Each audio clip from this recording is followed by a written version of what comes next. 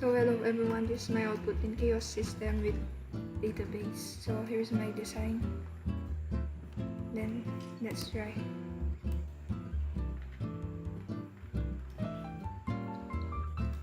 So we already have the menu here.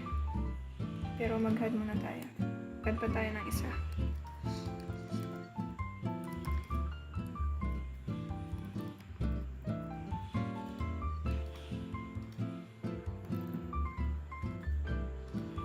And menu item added successfully.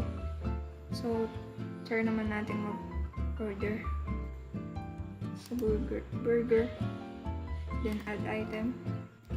Then pizza. Spaghetti. So, ayan. At dito yung total. For example, magbabayad ka ng 300 pesos. Then, check out. Ayan, dilito yung receipt. So, sa pag-delete naman ng menu, just click the pizza, then delete. Are you sure you want to delete? Yes. Okay. Then, pag gusto mo na mag-update menu, click mo lang din yung pizza, ay burger.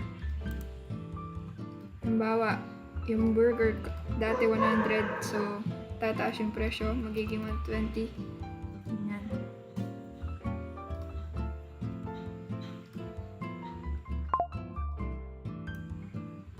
Then pag mag-save naman na receive, click mo lang yun, then okay.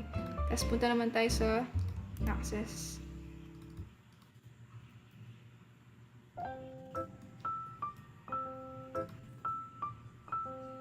So ayun.